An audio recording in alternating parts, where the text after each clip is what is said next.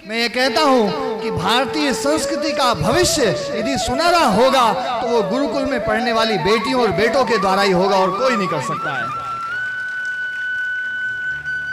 हम जब गुरुकुल में पढ़ते थे हमें शिक्षा दी जाती थी धर्म की, अध्यात्म की। मैं एक बात कहना चाहता हूं,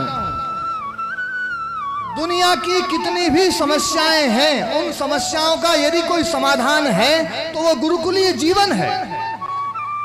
ये आजकल की जो शिक्षा पद्धति है वो समस्याओं का समाधान नहीं है, वो समस्याएं लेकर के आ रही हैं। न्यायाधीश जिलाधीश महोदय, मैंने एक बार सर्वे करवाया कि जो स्कूल से पढ़ने वाले बच्चे हैं, कितने बच्चे पढ़ते हैं और कितनों को नौकरी मिलती है। तो मैंने बहुत बड़े इलाके में जानकारी इकट्ठी करवाई तो 350 बच्चों को जब स्कूल में पढ़ाया जाता है तो उसमें एक बच्चा नौकरी लगता है। 350 में एक बच्चे को नौकरी मिलती है और 349 बच्चे वो बेरोजगार। गुरुकुल में पढ़ने वाले, मेरे साथ में बहुत सारे बच्चे पढ़ते थे और बहुत सारे गुरुकुलों में पढ़ते थे, मैंने एक भी बच्चे को बेरोजगार नहीं देखा। ये सबसे बड़ी विशेषता है गुरुकुल की। ऐसा नहीं है कि गुरुकुल की शिक्षा बहुत दोयम दर्जे की हो। कई मेरे साथ में पढ़ने वाले आपके जैसे ही IAS IPS बने, बहुत सारे प्रोफेसर बने, आज भी अपने अपने डिपार्टमेंट के हेड ऑफ डिपार्टमेंट वो है, और कोई गोपालन में लगा हुआ है, कोई समाज सेवा के काम में लगा हुआ है, कोई वृक्षारोपण के अभियान में लगा हुआ है। वो वहां पर भी हजारों लोगों को रोजगार दे रहा है और कुछ नहीं तो पुरोहित का काम कर रहा है, लेकिन एक भी बालक बेरोजगार नहीं है। ये गुरुकुल शिक्षा की सबसे बड़ी विशेषता है। जो स्कूली शिक्षा है, 350 बच्चों में एक बच्चे को नौकरी मिल गई। अब जो 349 लोग हैं वो क्या करेंगे?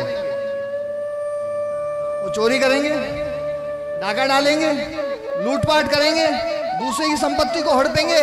कैसे हड़पा जाए वो नए नए तरीके इजाद करेंगे। क्यों? क्योंकि उनको कोई दूसरा काम नहीं आता है।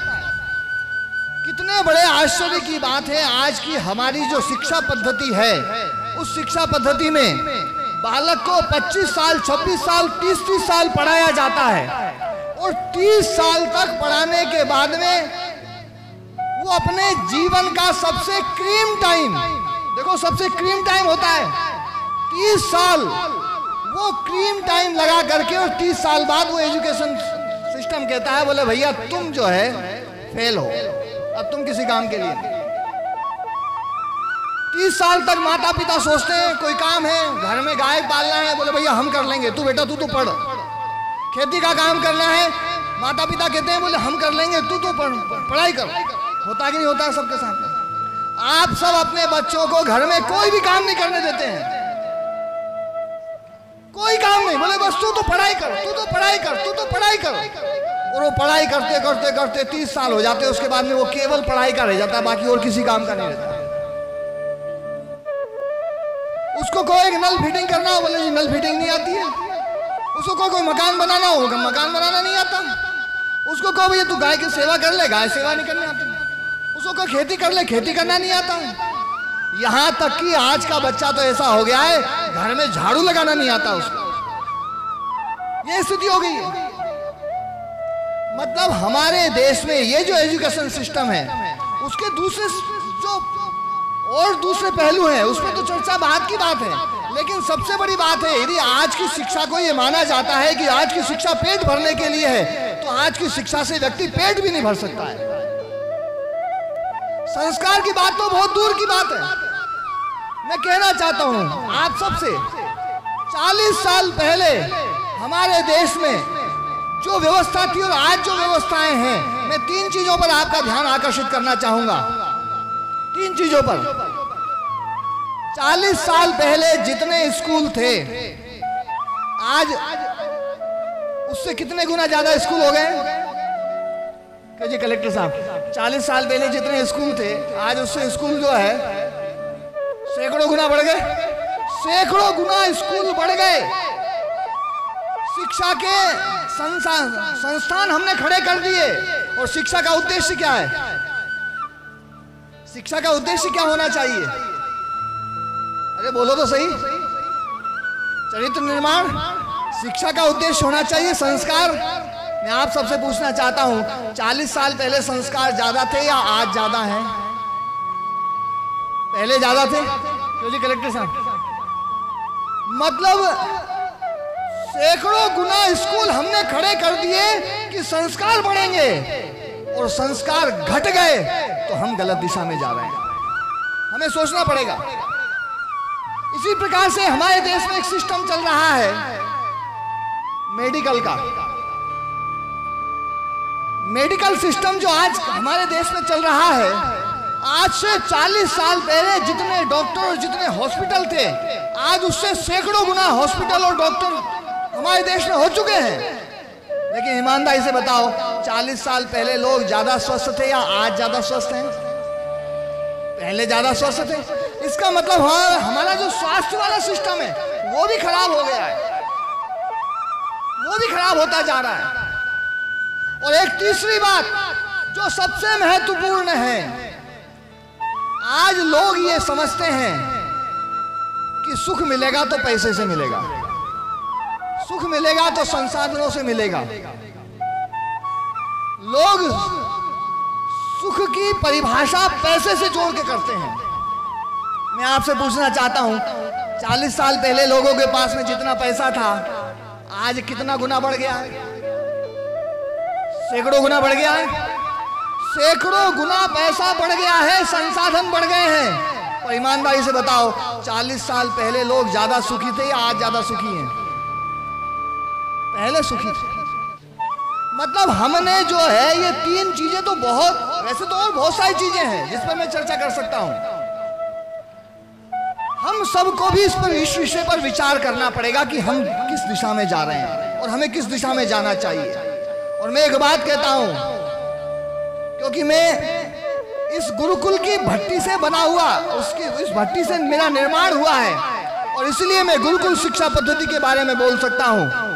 गुरुकुल में हमें बताया जाता था, बचपन से बताया जाता था कि सुख का आधार, स्वास्थ्य का आधार, संस्कार का आधार धर्म है।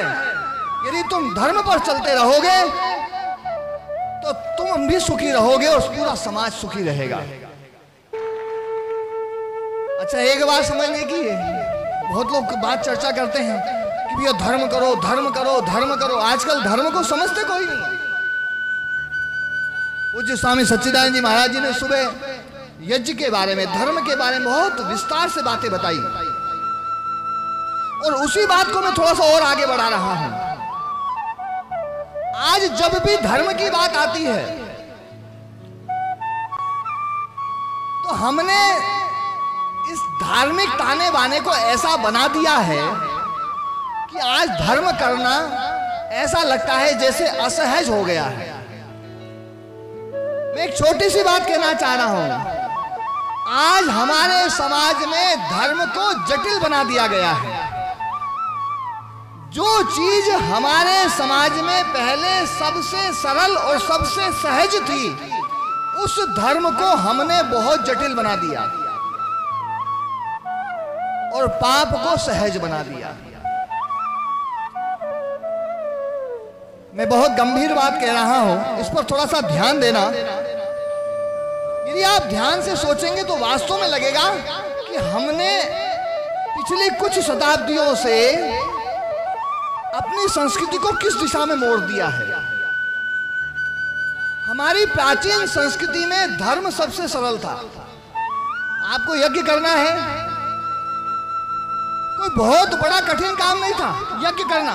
पहले घर में माताएं बहनें, मैं बचपन से देखता था, माताएं बहनें रोटी बनाती थी तो रोटी में, पहली रोटी में थोड़ा सा गुड़ डाला, घी डाला और अग्नि में समर्पित कर दिया। बताओ यज्ञ हुआ कि नहीं हुआ? यज्ञ हो गया। कितना सहज था, कितना सरल था।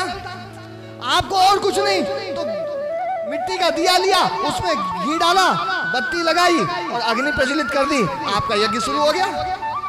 कितना सरल काम।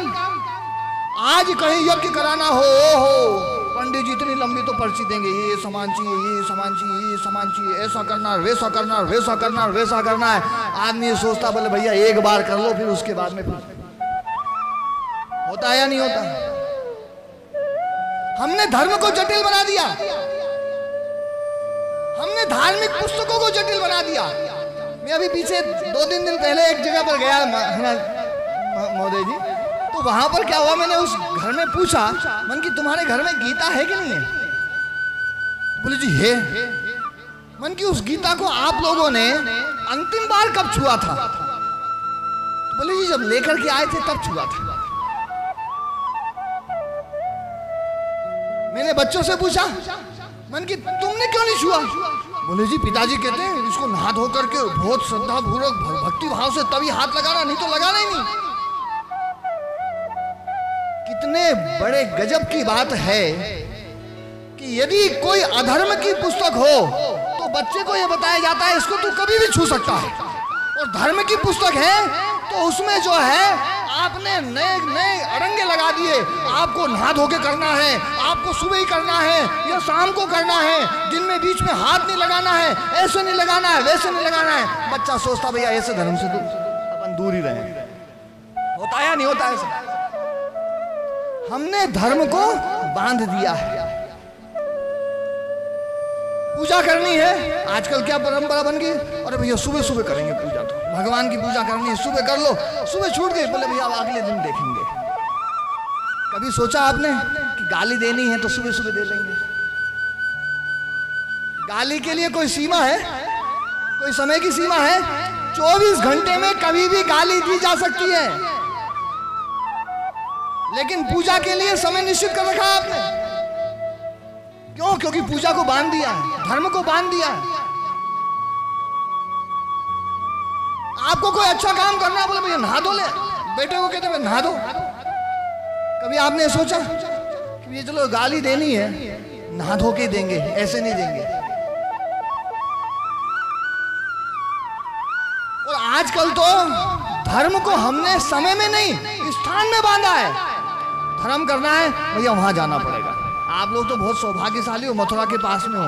बहुत दूर दूर वाले लोग बोले गुरुजी धर्म करना है तो मथुरा जाना पड़ेगा। मैंने कहा मन की भैया एक बात बता, ये तू दारू पीता है, एक नियम यूं कर लेना कि दारू पीनी है तो मथुरा जाकर के पीऊंगा, नहीं तो नहीं पीऊंगा।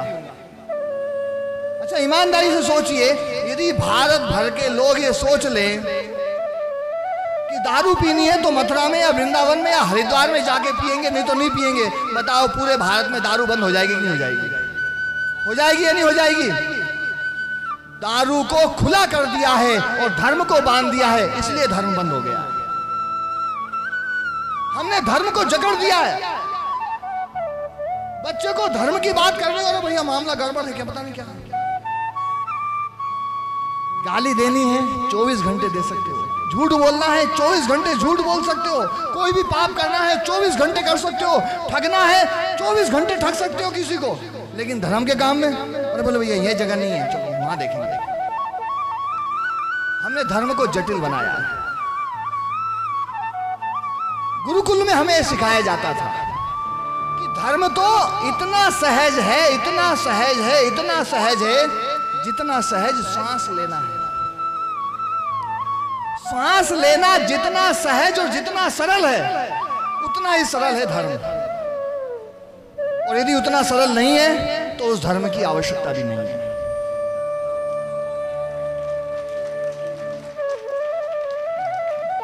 मैं तो एक बात कहता हूं, सबसे सरल काम है धर्म। अच्छा यहां पर जितने बैठे हैं सब इंसान बैठे हैं, हम सबका एक धर्म है, मानव धर्म है या नहीं है? आप सोच के देखिए, आपको एक दिन घोड़े का धर्म निभाना हो कितना कठिन होगा? होगा या नहीं होगा? यदि आपको सांप का धर्म निभाना हो, सांप जैसे चलो, थोड़ी दूर में आप परेशान हो जाओगे कि नहीं हो जाओगे? क्योंकि वो आपका धर्म नहीं है। जो आपका धर्म नहीं है आप उसको ज्यादा समय तक नहीं कर सकते हैं। जो आपका धर्म है आप उसी को लंबे समय तक कर सकते हैं। वास्तव में वही धर्म है। अब मैं आपसे पूछना चाहता हूं, आप गुस्से में कितनी देर रह सकते हो? बताओ जी, यहां जो सबसे खतरनाक गुस्सा करने वाले वो बताओ कोई। हाँ, क्योंकि वैसे तो घर में सब थोड़ा बहुत तो मामला चलता ही है। जो सबसे खतरनाक गुस्सा करने वाला है ना, उससे भी कहा जाएगा ना कि भैया तू गुस्सा कर जरा, वो भी थोड़ी देर में शांत हो जाएगा। क्यों? क्योंकि गुस्सा हमारा धर्म नहीं है। यदि हमारा धर्म होता तो हम उसमें 24 घंटा जी सकते थे। मैं आपसे पूछना चाहता हूं, बताओ प्रेम में आप 24 घंटा जी सकते हैं कि नहीं जी सकते हैं? इसका मतलब है प्रेम हमारा धर्म है, ये आपका स्वभाव है जिसको आप 24 घंटा जी सकते हैं। जिसमें आप 5 मिनट में परेशान हो जाएं, वो काय का धर्म है? हमने अपने धर्म को छोड़ करके अधर्म को ओढ़ रखा है, अब उसको हटाओ। गुरुकुल में हमें यही सिखाया जाता था कि भैया ये अधर्म जो आ रहा है ना, इसको हटा दो। कोई बहुत बड़ी परिभाषा नहीं है धर्म को समझने के लिए। कोई यूं नहीं है कि आपको कोई बहुत बड़े बड़े वेद शास्त्र पढ़ने पड़ेंगे या कोई बहुत बड़ी चीज, ऐसा नहीं है। हमारे देश में पहले बचपन से धर्म की बहुत छोटी छोटी परिभाषाएं बताई जाती थी।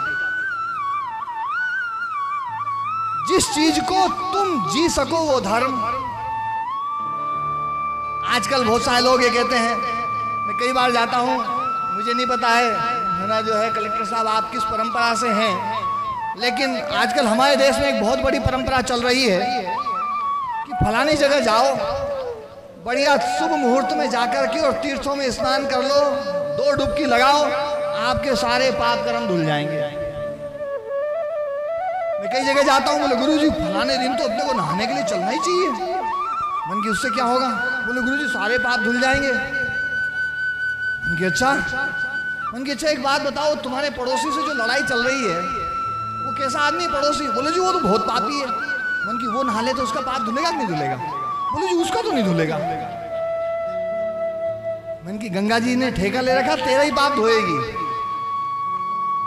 जो चीज सबके साथ में नहीं हो सकती वो तुम्हारे साथ में भी नहीं होगी। ये हमें गुरुकुल में सिखाया जाता था।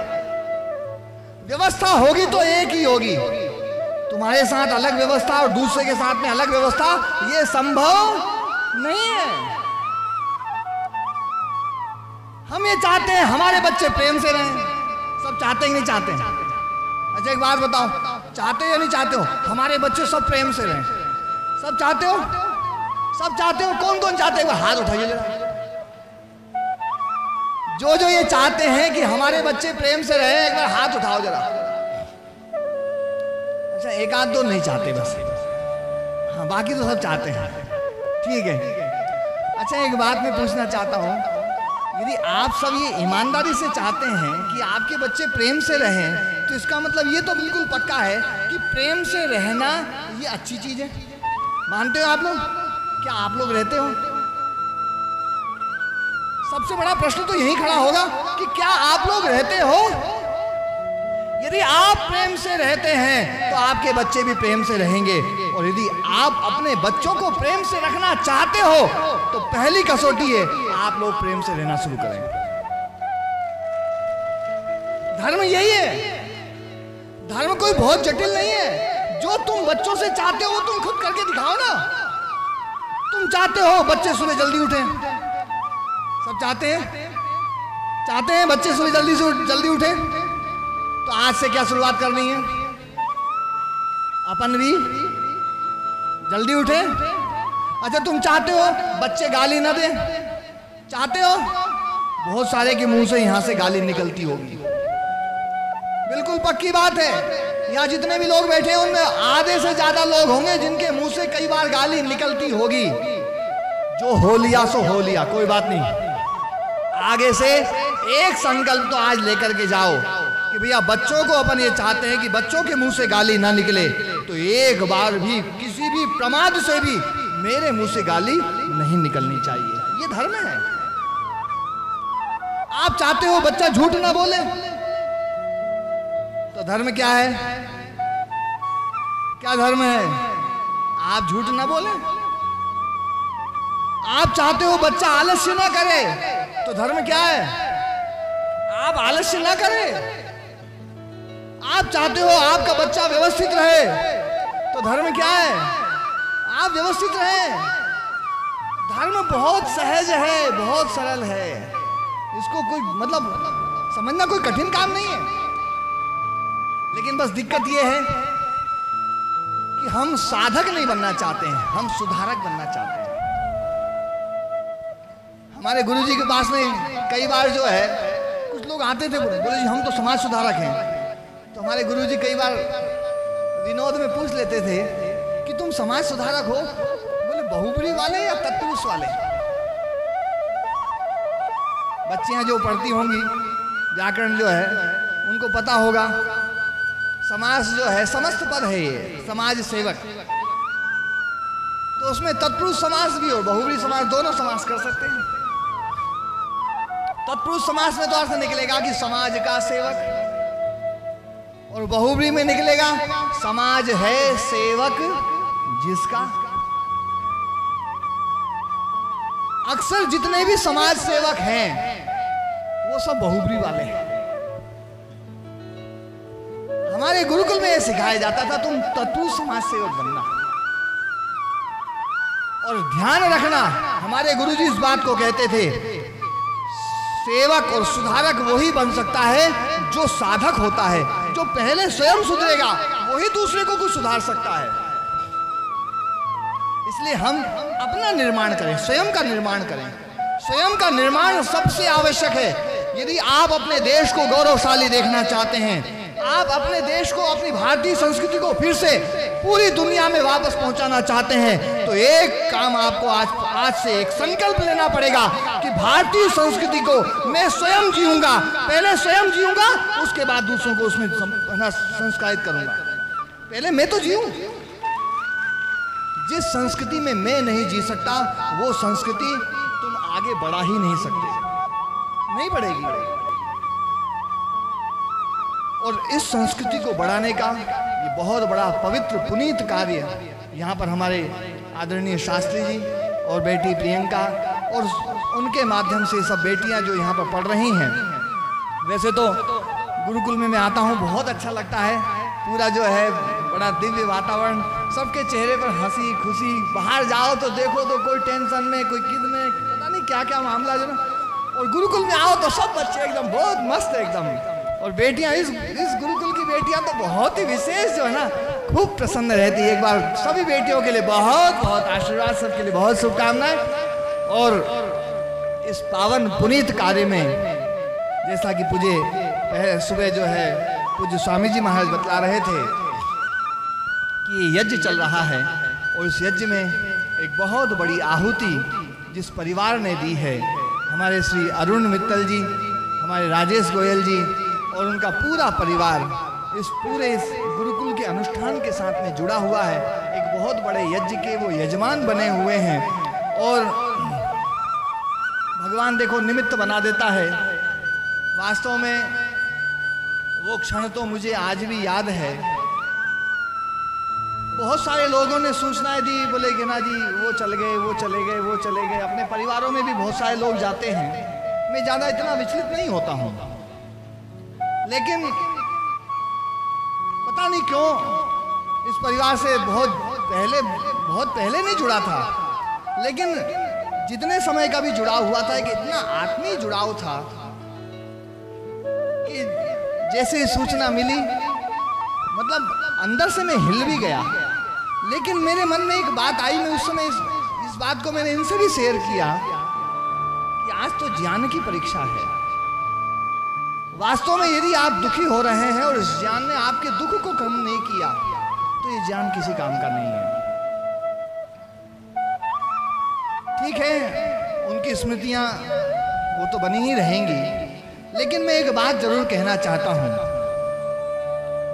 हमारा जो जीवन है वो संबंधों से चलता है, और संबंध दो प्रकार के होते हैं। या तो भौतिक संबंध होगा या आध्यात्मिक संबंध होगा, या तो संबंध आत्मा से है या संबंध शरीर से है, इसके अलावा तीसरा संबंध तो नहीं है। और ये दोनों संबंध कभी भी मिट नहीं सकते, ये दोनों संबंध मिटेंगे नहीं, क्योंकि आत्मा का संबंध यदि माने तो आत्मा तो अजर अमर है। आत्मा अजर अमर है या नहीं है? आत्मा अजर अमर है। आत्मा से हमारा संबंध कभी समाप्त हो नहीं सकता। और यदि बात करें हम भौतिक संबंध की, हमारे बीच में गृह राज्य मंत्री जी हमारे बीच में पधारे हैं। एक बार जोरदार करताल ध्वनि से हम उनका अभिनंदन करते हैं, स्वागत करते हैं। बहुत बहुत आशीर्वाद। बहुत तो बात चल रही थी, या तो हमारा संबंध आत्मा के साथ में है, या हमारा संबंध भौतिक संबंध शरीर के साथ में है। आत्मा का संबंध तो खत्म नहीं होता है, ये बात तो सबको समझ में आती है। लेकिन भौतिक संबंध कई बार ऐसा लगता है कि एक व्यक्ति हमारे बीच में नहीं रहा तो अब उसके साथ में संबंध खत्म हो गया, वो हमारे बीच में नहीं रहा, वो चला गया, अब वो आएगा नहीं, ऐसे मन में भाव आते हैं। मैं आपसे पूछना चाहता हूं, ये वटवृक्ष जो है यहाँ पर गुरुकुल प्रांगण में बीच में वटवृक्ष खड़ा है, ये बड़ का पेड़ एक बीज से पैदा हुआ है, एक छोटे से बीज से इतना बड़ा वटवृक्ष पैदा हुआ है, हुआ या नहीं हुआ? अच्छा, वो बीज कहां से आया? वो पहले किसी वटवृक्ष से आया? वो जो वटवृक्ष था वो वटवृक्ष विकसित होकर के इस रूप में आ गया है। मानते हो ऐसा? पक्का? या ये नया बना है? नया बना है या वही वटवृक्ष अलग अलग रूपों में विकसित हुआ है? क्या मानते हो? वही वटवृक्ष। वो वटवृक्ष उससे पहले वाले वटवृक्ष का रूप है और वो वटवृक्ष उससे पहले वाले का रूप है। यदि हम देखें तो हमारे इस भौतिक संसार में भी कोई भी चीज नई नहीं बनती है, वो चलती चली आती है, चलती चली आती है, चलती चली आती है। ऐसे ही हमारा जो ये शरीर है, ये हमारा शरीर हमारे माता पिता की देन है, उनका ही डीएनए हमारे भीतर है, उनका ही जीन्स हमारे भीतर है। यूँ कहते हैं ना, उनका ही खून हमारे धमनियों में दौड़ रहा है और हमारे माता पिता में उनके माता पिता का खून दौड़ रहा है और उनके माता पिता का खून उनमें दौड़ रहा है और ये परंपरा चलती चली आ रही है और अंत तक चलती चली जाएगी। यदि हम भौतिक दृष्टि से भी देखें तो कोई व्यक्ति जाता भले ही है, वो दिख रहा है कि चला गया, लेकिन वास्तव में वो संध्या जी आज भी हमारे अर्पित जी के रूप में और आगे उनकी पूरी परंपरा में वो हमेशा हमेशा हमेशा मौजूद रहेंगी। और उन्होंने जो संकल्प लिया था कि ये गुरुकुल परिवार उन्नत रहे, हमारे अरुण जी ने पूरे भाव से, पूरा समर्पण से इस गुरुकुल को जो सहयोग दिया है और यहाँ पर जो ये बेटियाँ पढ़ रही हैं, वास्तव में इनकी मुस्कान में मैं तो आज संध्या जी की ही मुस्कान देख रहा हूँ। ये बेटियाँ हंसती हैं तो ऐसा लगता है जैसे संध्या जी ही हंस रही हैं।